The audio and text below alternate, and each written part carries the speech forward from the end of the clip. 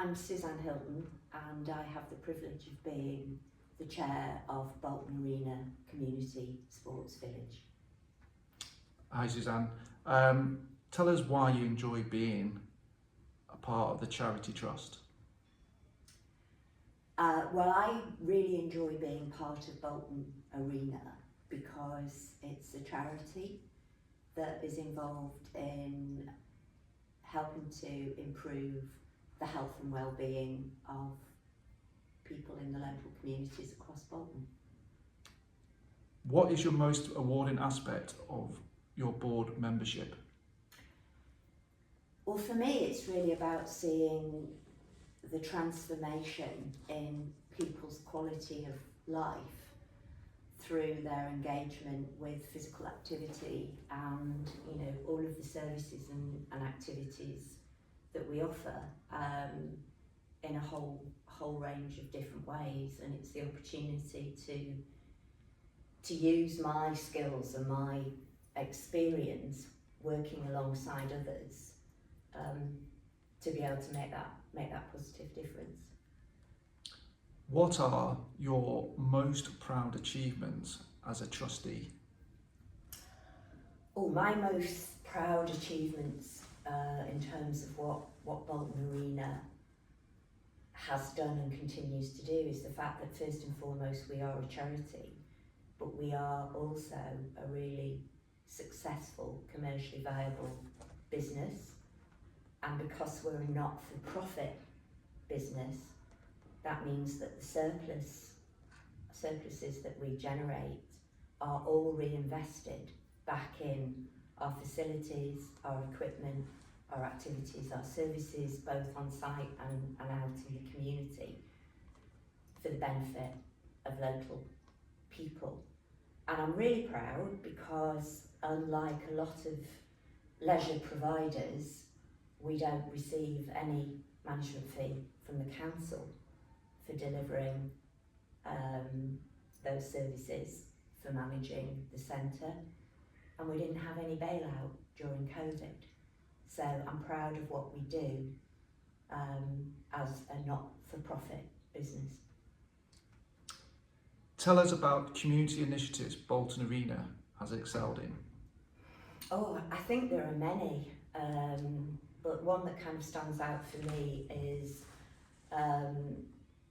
last year, for example, we delivered over 2,000 supported places for children, local children who are in receipt of free school meals, so that they could come and have not only care during the holidays, but engage in some great physical activities, have some fun, and a nutritious lunch. And I think that's an amazing thing that we are able to do. But there's other things like the work with Bolton Deaf Society, the recent community sports day for Bolton Carers Support, another brilliant local charity, and the bike library that makes using a bike to get around available to people who wouldn't otherwise be able to do it. How would you like to see the arena develop in the future? I think there's probably 4 things for me. One is that I would like us to be able to reach many more people. And from my perspective, particularly people who are, maybe not your traditional gym member, but people who would really derive benefits from engaging in physical activity, properly supported, supervised physical activity. I would like us to be able to expand our facilities and our offer, the offer of activities and different services, so that we can reach and appeal to more people, so that people can find those things that they can engage with to improve their health, or it might be find the sport that they really excel in. I'd like us to, promote the message about our way of operating, our business model, because I believe it's one of, if not the best ways to deliver community leisure provision as a not-for-profit business. And I think probably I'd like us to work with even more partners than we already do. How do you see the arena fitting into the government's 10-year plan for the NHS? Oh, I think we've got a really significant role to play, because the 10-year plan for the NHS focuses on 3 main shifts. So it's the shift from hospital to community, so that's about in people's homes or very close to their homes where they live. It's about the shift from analogue to digital, and it's the shift, the one that I think is most important and I'm excited about, is the shift from sickness to prevention.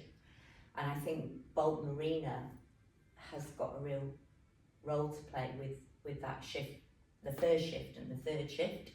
So in all my work with Age UK and as Bolton's Falls lead, I have seen the transformational power that appropriately supported and delivered physical activity can have to people who are living with long-term health conditions, and they will range from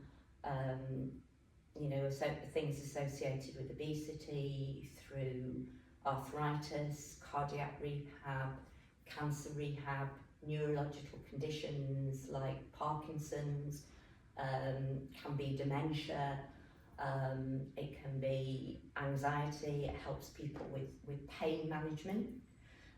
All the work that I did was really around how you can prevent and certainly delay the onset of frailty and reduce people's falls risk. And if we can do all that in a way, it's not only improving people's quality of life and helping them to live healthier lives for longer, it's actually also about reducing their dependence on statutory health and social care, and will reduce the cost to the NHS, and it's a real win-win.